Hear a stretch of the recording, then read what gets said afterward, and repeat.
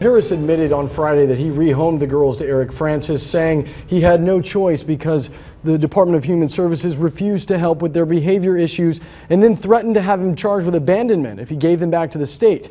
Well, now he says he took the girls away from Francis and placed them into a third home where they're living today.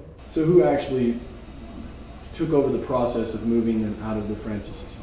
Whose responsibility was? Who did? We were ultimately responsible as a family. Representative Justin Harris releasing new details on the rehoming scandal that's put him and his wife Marcia in the statewide spotlight. Harris says after giving the girls away to family friend Eric Francis because of behavioral problems, he rehomed the girls a second time, but had no knowledge one of them had been raped by Francis until much later. Why would you give them to the Francises and then want to move them out of their home?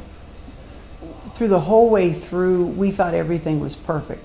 We checked on them, took them to the doctor. Harris later changed his story. Was there signs of trouble? I mean, you said there may have been too much for the Francis to handle. They were having the same issues we were.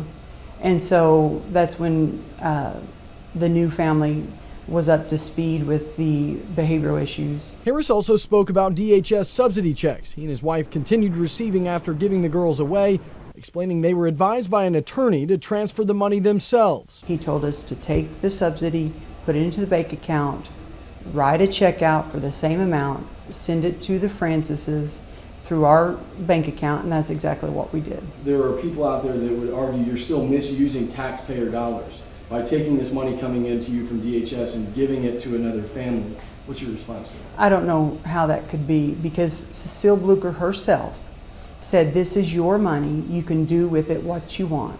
Cecile Blucher is the director of the Division of Children and Family Services at DHS and has denied our request for a statement. Meanwhile, Representative Harris claims it was Blucher who threatened to have him charged with abandonment, which he says caused him to take matters into his own hands. My wife was dying of pancreatic cancer. I didn't know what to do. As a dad, it was fight or flight.